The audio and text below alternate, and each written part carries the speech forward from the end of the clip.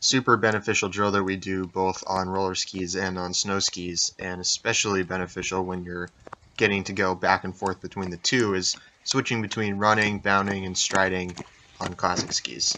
This really brings into play a lot of the subtleties of classic skiing, one of the main things being keeping your weight centered over the ski and actually kicking down and setting the wax, as opposed to overstriding out the front, having a poor shin angle from driving your foot a little too far forward, and then also excessively kicking out the back, which you can get away with on roller ski technique, but it becomes pretty apparent when you're on snow that you lose a lot of control and you lose a lot of security when you're trying to make it look good instead of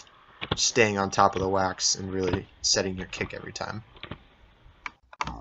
With cones or chalk, or in the case of being on snow, sometimes sticks or water belt, are used to set determining markers of where the running is, where the striding is, and where the bounding is.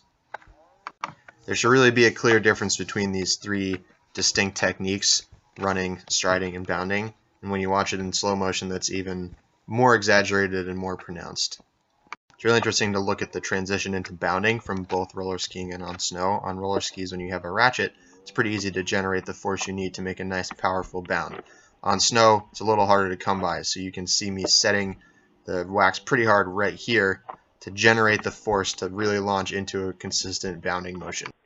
Once the first kick is set, there's a combination of several things that come together to make sure that I'm continuing to bound with just as much height and explosiveness, but without having to really forcefully set that wax and use a lot of energy each time. What you have coming together is a body position that's centered over the ski and driving forward without leaning so. You have a really distinct impulse upon the landing, which sets the wax right again and keeps you moving forward, helps the momentum drive you just as much as the power, and a combination of dynamic lower body and relaxed upper body that allows you to maintain this speed, maintain this fluid motion without getting super exaggerated.